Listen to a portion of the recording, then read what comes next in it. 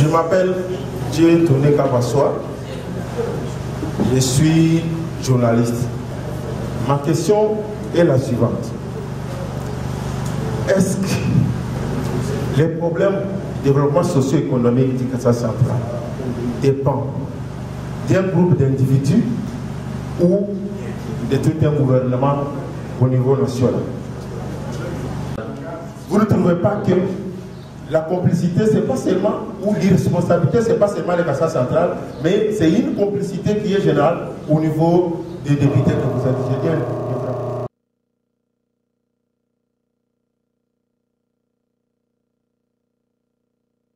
Monsieur Eliezer Ntambwe, journaliste de Tokomiwapi. Honorable Eliezer Ntambwe, aujourd'hui, président de l'ACER et la République démocratique du Congo, qui a évolué, qui a avancé. En élicitant tous les problèmes que vous avez cités ici pour le Kassai central, une province enclavée, là je dis, une province sans électricité, une province dont le taux de participation à l'eau potable est trop faible, une province de la jeunesse est épuisée. C'est Clément Kapoubou Wamkendi. Les mécanismes, les stratégies que nous devrions discuter aujourd'hui sont restés en l'air. Nous avons entendu l'honorable président parler, excusez-moi le terme, superficiellement et n'est pas touché le grand problème de la vision opérationnelle pour le développement socio-économique du Kassai central. Et du Kassai. Pour la pertinence des questions posées, même les questions qui sont hors sujet, même les questions qu'on ne comprend pas, je vous remercie quand même. D'abord, au départ, il faut éviter de poser des questions comme tout le monde, surtout aux journalistes. Dire que tout le monde est tout le monde. C'est comme si tous les journalistes sont les mêmes. Et c'est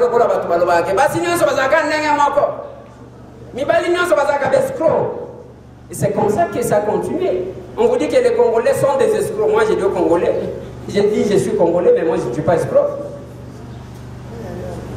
Nous devons éviter de généraliser les choses. Parce que ça, ce sont les développements. En fait, c'est une approche pas trop bien, généraliste. C'est comme on dit, c'est comme si tout Moulouba est orgueillé. Ce n'est pas ça. Donc, il ne faut pas nous généraliser parce que si j'ai posé la question au journaliste qui a posé la question, même aux autres qui insistent, j'ai dit citez-moi 50 députés sur les 500. Vous ne saurez pas les citer. Les paix que vous allez citer là, soit ce sont les élus d'ici, soit ce sont ceux qui font la différence là-bas. Donc cela veut dire que nous ne sommes pas les mêmes. Il y a ceux, jusqu'à la fin du mandat ici, n'ont jamais pris la parole. Il y a ceux qui n'ont jamais proposé les deux grandes missions. Parce que quand on pose des questions à un parlementaire, il faut savoir connaître c'est quoi la mission d'un parlementaire. Deux grandes missions. Légiférer et contrôler. Mais il fallait poser la question à M. Tambwe. M. Tambwe, toi tu es comme tout le monde. Est-ce que tu as proposé des lois? M. Tambwe, tu es comme tout le monde. Est-ce que tu as contrôlé? Si on va sur ce débat-là, cette question-là ne sera pas posée. Parce que nous l'avons fait. Et le monde connaît. Nous avons débattu sur la question de l'électricité à Kinshasa. Quand on n'en a pas d'électricité, on a interpellé les DG de la SNEL. Et beaucoup d'élus tournaient comme ça parce qu'il y avait l'argent qui avait circulé. C'est comme si partout il y avait de l'électricité. Nous avons tourné la vague parce qu'il fallait que nous puissions plaider la cause de ce peuple-là par rapport à ça. C'est aussi là le travail d'un parlementaire. Quand il y a cette question que nous disons, de flamber des prix, le chef de l'État dit qu'il ferait des Congolais des millionnaires, ainsi de suite. On a fait appel au ministre de l'économie et nous l'avons mis de côté. Mais c'est temps où était au four et moulin. Aujourd'hui, je viens de l'orphelinat. J'ai trouvé plein des enfants. La religieuse qui m'expliquait me dit que la plupart de ces enfants, leurs mamans sont décédées lors de l'accouchement. selon le rapport des UNFPA, on vous dit que par heure, si on fait une heure ici, retenez qu'il y a 3 femmes qui sont décédées lors de l'accouchement et qu'il y a 10 nouveaux-nés qui sont décédés. Quand vous faites la sommation, c'est au moins 312 personnes qui meurent par jour. Compte tenu de suite à la faute de ceux qui devraient s'occuper de ça, nous avons initié une proposition de loi pour réglementer ce secteur afin de diminuer les taux de mortalité. Voilà la mission en main. Voilà là où nous sommes différents des autres. Mais si on parle, vous avez même dit que vous avez tiré à boulet rouge. Non, il n'y a pas eu de boulet rouge. Les boulets rouges, c'est dans vos têtes. Il n'y a pas eu de boulet rouge. Nous disons, il faut éviter d'être allergique à la vérité. Moi, je suis député national. Vous allez me chercher en régiment et on va vous parler de M. Tambou. À Goma, on va vous parler de M. Tambou. Dans le Bandungo, on va vous parler de M. Tambou. Nous exerçons ça parce que c'est nous qui avons commencé l'exercice du mandat national. Ce n'est pas de l'orgueil. Je voulais quand même vous dire que il ne faut pas me faire payer les péchés de tout le monde. Mais dire que, comme tous les députés sont comme ça, vous êtes les oiseaux des mêmes plumages. Non. Chers journalistes, je vais revenir sur la chose. Moi, je suis villageois. Je suis arrivé à Kinshasa, j'ai révolutionné le monde médiatique à travers l'émission politique. Ça n'existait pas. Il n'y avait que des émissions de polémiques de musiciens. C'est tout ce qui était. Ouera, JB, ainsi de suite. Je suis venu avec la vision haute que tous les gens, aujourd'hui c'est tout le monde qui devient chroniqueur politique. Donc tous les journalistes ne sont pas les mêmes. Même vous là, vous n'êtes pas les mêmes. Parce que même votre façon de poser des questions, vous êtes toujours différent de quelqu'un. N'est-ce pas ça? Ça, c'est une précision. On y va maintenant à des questions posées. Quel profil pour les candidats? Moi, j'ai donné les profils. Dans les fonctionnements, surtout pour pousser quelqu'un à des responsabilités politiques, on doit voir qui est en face de nous. Est-ce qu'il y a ici ce qu'on appelle la démocratie représentative? On reconnaît le peuple à travers les gens qui l'envoient les représenter. Un député, c'est un représentant.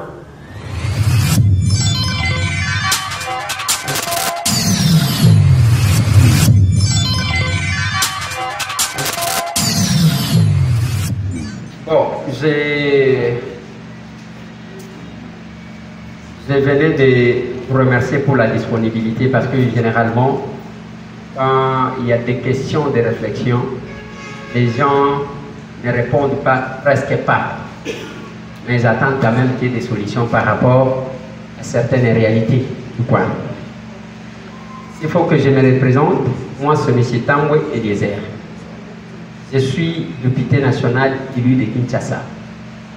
Je suis élu de Lukunga, mais je suis villageois. Parce que né grandi au village. Et être à Kinshasa ne m'enlève pas ma qualité de villageois, c'est aussi ça. J'aimerais, tel qu'on vous a dit, que nous puissions réfléchir avec vous sur quelle vision opérationnelle pour le développement socio-économique du Kasaï central et du Kasaïen. Dans ce thème, on a essayé de faire cette nuance entre les Kasaï central et les habitants ou les originaires du Kasaï central. C'est là qu'on parle des Kasaïens. Généralement aussi, on parle du Congo, mais on n'a pas le temps de parler des Congolais.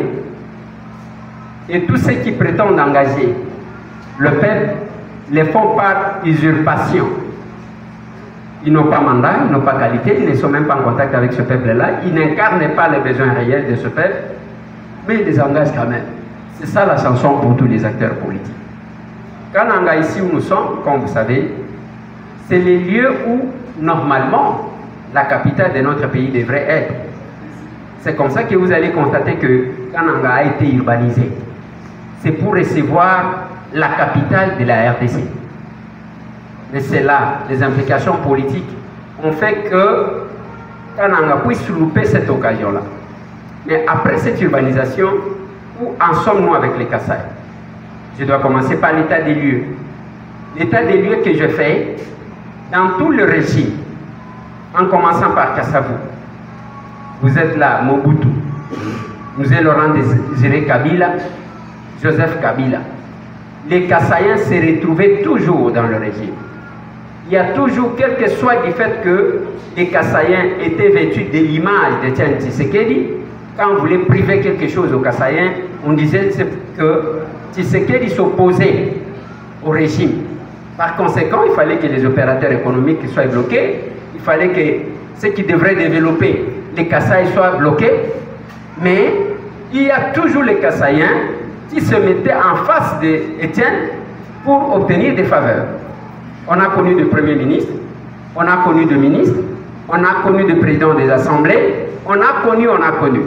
Mais après ces temps de tout ça, il nous fallait maintenant faire l'évaluation. Qu'est-ce qu'on a gagné? En dépit de tout ce que je viens de vous présenter, nous avons les Kassaïs à des grands noms, mais les Kassaïs restent misérables. Quand vous constatez, on peut vous citer des grands noms au Kasaï, des gens qui ont occupé des responsabilités, que vous pouvez savoir. Mais on a des grands noms, mais qui n'ont pas de répondant au niveau de notre province. C'est là la situation actuelle du Kasaï. La conséquence de ça, le Kasaï a commencé par se vider de sa population. Les uns vont à Kinshasa, les autres à Lubumbashi dans les Katanga, les autres encore, je les ai trouvés pleins à Tchikapa. Qu'est-ce que j'ai dit? À Kikwit. Donc, vous allez trouver que c'est finalement la débandade. Parce que le Kasaï est devenu invivable. À la quête du bonheur, les Kassaïens ont commencé à s'éparpiller à travers le monde. Mais là où ils vont, des fois ils ne sont pas respectés. Quand vous arrivez à Kinshasa, à Lubumbashi, on les appelle, la plupart des gens qu'on voit avec des motos, comment on les appelle? Oui, c'est à Kinshasa. L'image des Kassaïens aujourd'hui est réduite au niveau des simples Wewa, des simples Manseba. Quand on voit quelqu'un sur la moto, même s'il est d'une autre vie, on dit Wewa. Et voilà. Les Kassaïens qui étaient reconnus avant comme les patrons, comme les gens qui avaient des moyens, sont réduits à ce niveau-là. Maintenant, on parle de la vision.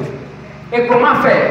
Comment nous pouvons nous comporter? Qu'est-ce qui peut changer? Parce qu'ici, il ne suffit pas que nous commençons à présenter l'image de ce que nous sommes, à nous plaindre, mais il est important de proposer des pistes de solutions. Nous avons créé le parti qu'on appelle Action commune pour la République. On ne l'a pas créé parce qu'on a besoin d'être appelé président. Non. Parce qu'on a besoin, je ne sais pas, de recevoir les honneurs. Non.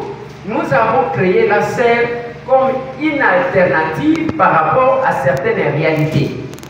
Parce que, comme vous savez, dans la Constitution, on recommande que lors de la composition du gouvernement, il fallait prendre en compte ce qu'on appelle la géopolitique. Pourquoi la géopolitique? Il fallait que tout le monde se retrouve et que la voix de tous les points soit entendue. Mais les gens occupent des fois des postes de responsabilité au nom de cette géopolitique, mais il n'y a pas de répondant par rapport à ces postes qu'ils ont occupés au nom d'être leader je ne sais pas, de Kananga, leader du Kasaï central, je ne sais pas, leader de Mbuji-Mayi. Les gens n'ont pas ça. Aujourd'hui, nous avons une population estimée à 6 millions d'habitants pour tous les Kasaï central, et Kananga a au moins une population estimée à 2 millions d'habitants. Mais quand vous prenez les individus qu'on envoie pour nous représenter, est-ce que ces individus-là nous engagent? C'est une question. Vous allez trouver, je vais vous faire remarquer un truc. Les leaders, entre guillemets, kassaïens, ont voulu le peuple depuis longtemps. Quand il faut construire au Kasaï, ils vont vous dire, mais écoutez, on ne permet pas qu'on aille construire chez nous. Mobutu ne veut pas qu'on construise. Et Kabila ne veut pas qu'on construise. Mais à Kinshasa, ils ont des villas. Quelle est cette règle-là qui vous interdit de construire chez vous, mais ailleurs vous construisez? C'est de l'escroquerie tout simplement. Parce qu'il n'y a pas de règle. Si on doit vous interdire de construire, autant vous interdire de construire au Kasaï, autant aussi on doit vous interdire de construire à Kinshasa. À Kinshasa, vous êtes de grands patrons. Lors des élections, vous descendez ici pour renfler même les peuples qui sont là, ceux qui vivent avec ce peuple-là, prendre les voix et repartir à Kinshasa. Mais au Kasaï, vous ne venez qu'à mission. Parce que là où vous n'habitez pas, la conséquence c'est que vous n'aurez pas le souci d'arranger